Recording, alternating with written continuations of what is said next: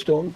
And there's one particular scene when the Native Americans are attacking, and then they say, circle the wagons. Circle the wagons actually is a term that comes from the 19th century.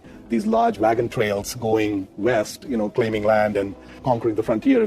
When the Native Americans attacked, the best defensive posture was to put the wagons in a circle and then try to defend as best as you can. That analogy might be a good way to think about investing in terms of circling the wagons. This year, in Buffett's letter, he said, 58 years of Berkshire management, most of my capital allocation decisions have been no better than so-so. And our satisfactory results have been the product of about a dozen truly great decisions, and which he's saying is about once every 5 years. There's about 300 important decisions. And he's saying that 12 move the needle. We have 4% from the gods of investing, which is doesn't give us a lot of confidence. And I took a stab at what the 12 businesses might be. One of them might be known as Ajit. So if you look at the other candidates, Geico's Coke, Amex, Seas, Apple, BNSF, Mid-American, National Indemnity, Gillette, Washington Post, and then Cap Cities, ABC. I think the important thing was not that they bought these 12 or they hired Ajit.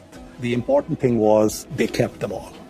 So it wasn't the buy with just a dozen decisions. He's completely trounced the S&P. So even with this 4% great decisions, they are at almost 4 million % in annual returns. Basically, the S&P is just a very small fraction of that. So many of you may be familiar, there's a South African company called Naspers, and Naspers used to be a newspaper publisher, and they've been around for about 100 years.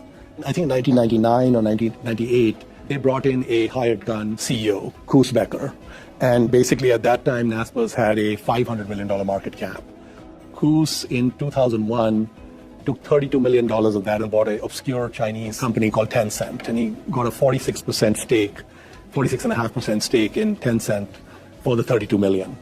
In 2004, when Tencent went public, the value of Tencent was about $900 million at the IPO. They sold a few shares at the IPO.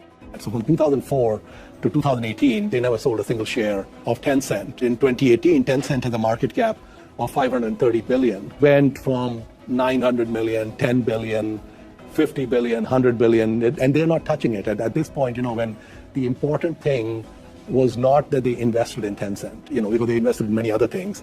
The important thing was that they didn't touch it. So again, the circling the wagons around Tencent was really key.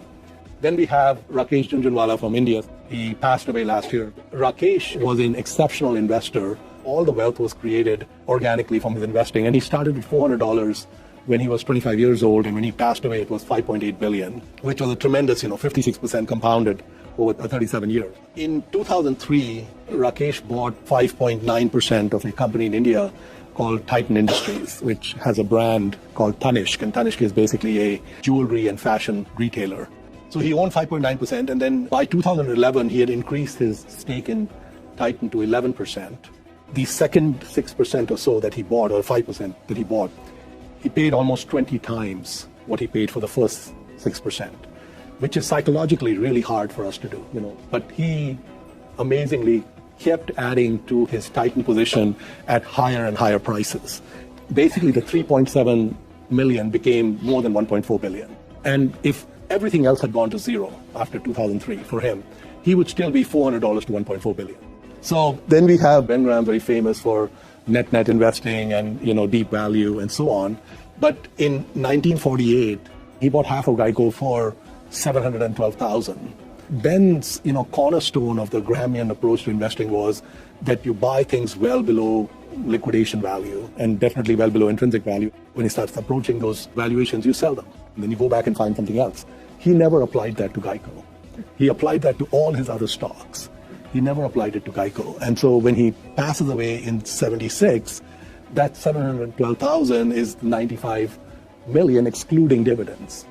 The other thing is that he would be very diversified, but he put 25% of the portfolio into Geico, and if everything else again had gone to zero, he would have still been done twice the S&P, 12.9% versus 6.9%. And when he passed away, it was more than half of his net worth. So, compounding is the eighth wonder of the world, which Einstein tells us. And if you really look at, the magic of compounding, there are three elements that come in when you're looking at compounding. Your starting capital, your annualized rate of return, and the length of the runway. For example, if I have a 7% return a year, applying the rule of 72, it will take 10 years for my money to double. If I have a 10% rate of return, again applying the same rule of 72, it'll take 7 years. So basically you can switch and change one variable for the other. If you're interested in the final outcome being a really large number, it could be a really large number by starting with a large number and having a short runway and even a small annualized rate. Or it could be you start with a really small number and some kind of a rate of return and then the runway.